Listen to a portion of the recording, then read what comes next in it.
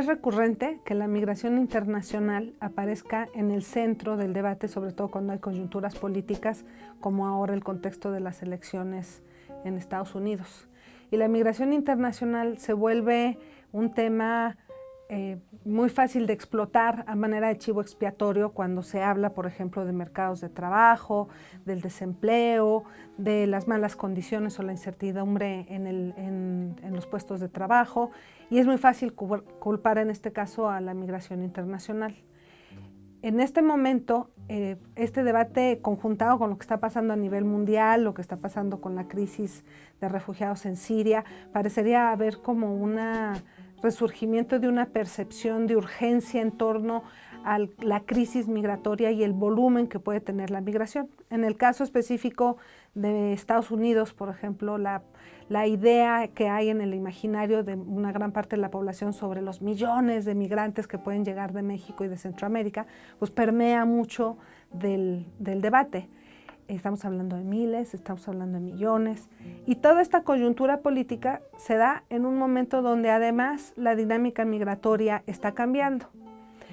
Y yo creo que ahí es muy importante tener trabajos que presenten los datos más recientes, las tendencias, y que informen esos debates. La única forma de contrarrestar estas percepciones es con datos y con datos duros. Entonces, lo que nosotros hacemos en este estudio es presentar, por un lado, el escenario demográfico que nos va a hablar que simplemente por demografía no suponemos que no alcanzaremos los niveles de la migración hacia Estados Unidos que hubo en la última década del siglo pasado y en la primera de este siglo. Y por otro lado, combinar lo que está pasando en el escenario demográfico en congruencia con lo que hay en las políticas migratorias, porque otra cosa que pasa es que normalmente hay un desfase. Las políticas migratorias cambian mucho más lento de lo que se dan los cambios en los patrones migratorios, ¿no? Entonces, ubicar un poco este desfase. Ese es el principal objetivo del estudio que estamos presentando ahora, y con el que buscamos contribuir a que haya un debate mucho más informado, con el que buscamos contribuir a dar elementos justamente para reflexionar sobre las políticas migratorias. Cuando hablamos que este estudio lo estamos presentando en un momento en donde cambió el patrón migratorio de 2007-2008 para acá. ¿Cuáles son los cambios que tendrían que formar esta idea basada en la información sociodemográfica? El primero es la gran caída de la emigración desde México hacia Estados Unidos, ¿no? Entonces todavía hay en el imaginario esta idea de las oleadas de mexicanos que pueden llegar hacia Estados Unidos. De hecho, de 2007 a la fecha, la salida de mexicanos ha caído y está en uno de sus niveles más bajos. Hay debates sobre las cifras, pero digamos que está entre 120,000 y 140,000 mexicanos al año que se van, que contrasta con los casi 700,000 que se llegó a tener en la década pasada en los momentos más álgidos. Otro punto que también está todavía en el imaginario, uno piensa en la migración internacional y piensa en la migración del sur al norte, ¿no? De los países en desarrollo, México y el Triángulo del Norte, en este caso de Centroamérica, El Salvador, Guatemala y Honduras hacia Estados Unidos.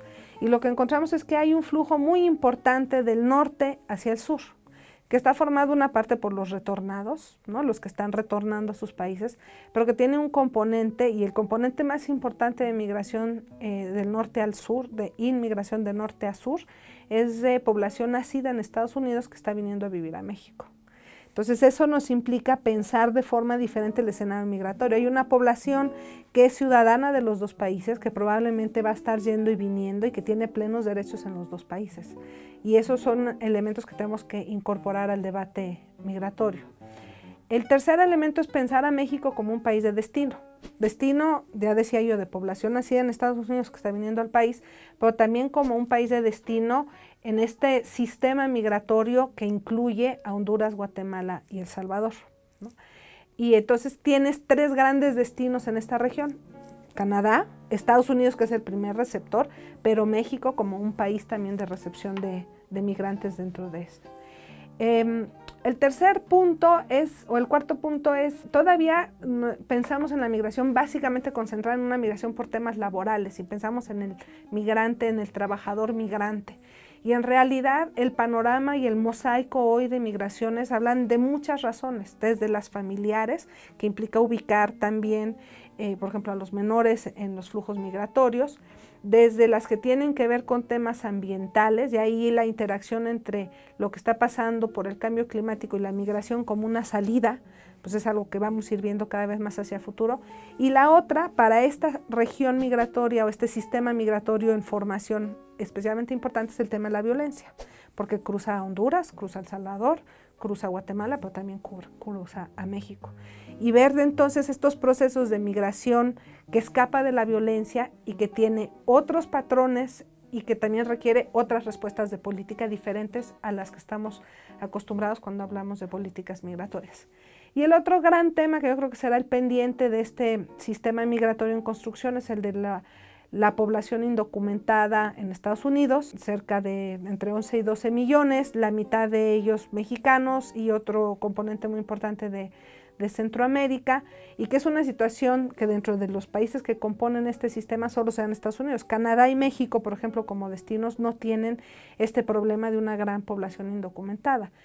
¿Qué pasa con ellos? Es una población además que, por ejemplo, en el caso de los mexicanos, la mayoría ya llevan en Estados Unidos más de 10 años, no son migrantes que se fueron hace 1 o 2 años y deportas, es población que ya estudió, se crió, tuvo sus familias, trabaja, construyó su vida allá, ¿no? Entonces también ahí hay un gran reto en términos de las propuestas políticas. En este ejercicio que hicimos es muy interesante ver que hay 3 modelos de políticas migratorias distintas en los 3 destinos, en Canadá, en Estados Unidos y en México, y que cada uno ha llevado a resultados diferentes. Por ejemplo, en el caso de Estados Unidos, pues llevó a esta gran población de indocumentados. Pero a mí, este es un mensaje a lo mejor más para la parte mexicana, me sorprende ahora empezar a oír en México mensajes que nosotros oíamos en Estados Unidos, ¿no? Por ejemplo, decir, bueno, es que las oleadas de migrantes que llegarán de Haití o de África y esta preocupación por los grandes números y sus repercusiones. Yo creo que tenemos que ser congruentes y no repetir lo que nosotros oímos en el discurso estadounidense sobre la política migratoria y la migración mexicana hacia ese país. Y eso implica, otra vez, repensar la migración en México de una manera distinta.